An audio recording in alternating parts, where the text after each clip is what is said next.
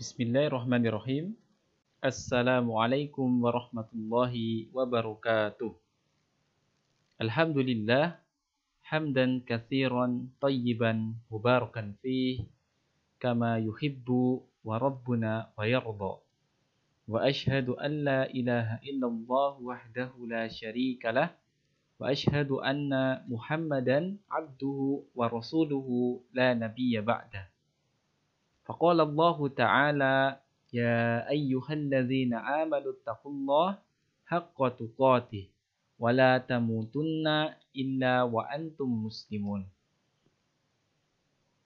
Segala puji bagi Allah yang telah memberikan kita nikmat sehat sehingga hari ini kita bisa bertemu kembali insyaallah untuk melanjutkan ta'lim kita, yaitu mempelajari akidah dan akhlak.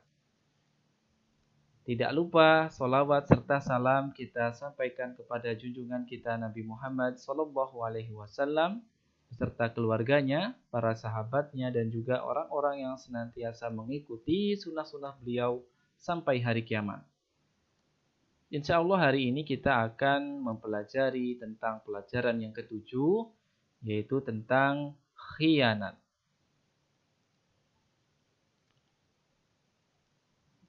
Dari segi bahasa atau pengertian, khianat artinya menyalahgunakan amanah atau kepercayaan. Kemudian, khianat juga merupakan salah satu dari tanda orang-orang munafik. Kemudian, khianat merupakan sebuah perbuatan yang menunjukkan ketidaksetiaan, yaitu karena dia bertentangan dengan sesuatu yang telah dia janjikan. Kemudian, khianat itu juga merupakan salah satu sifat tercela, yaitu sifat yang sangat merugikan orang lain.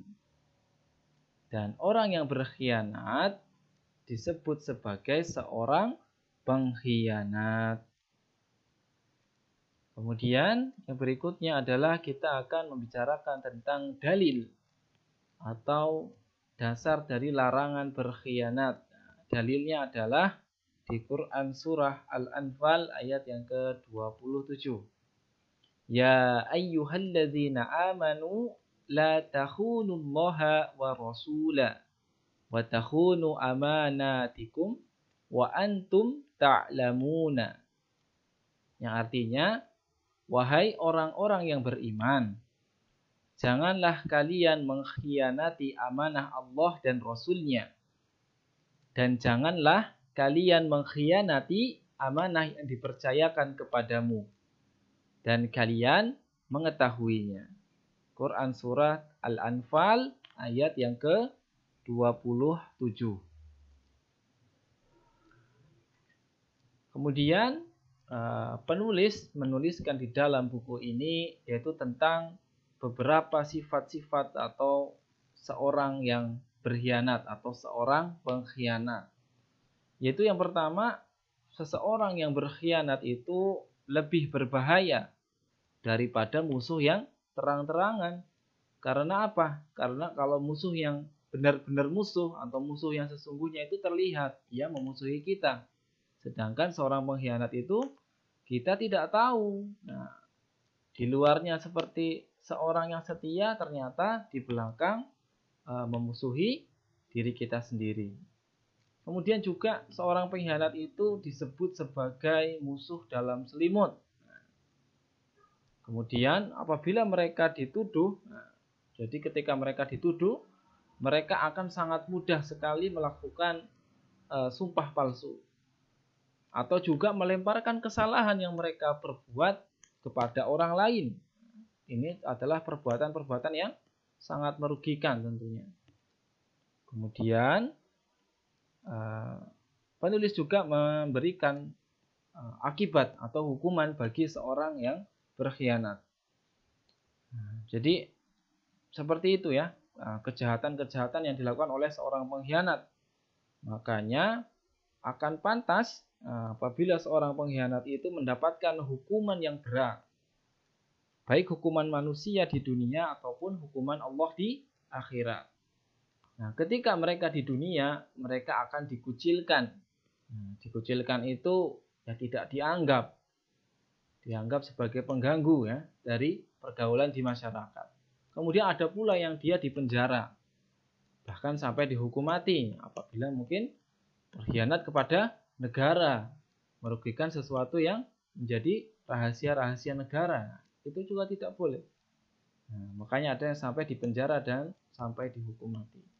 Kemudian ketika di akhirat dia akan mendapatkan siksa dari Allah Subhanahu wa taala dengan azab yang sangat pedih. Nah, jadi seperti itu untuk materi kali ini. Jadi intinya adalah yang pertama dari segi pengertian, khianat itu merupakan atau artinya tidak dapat dipercaya.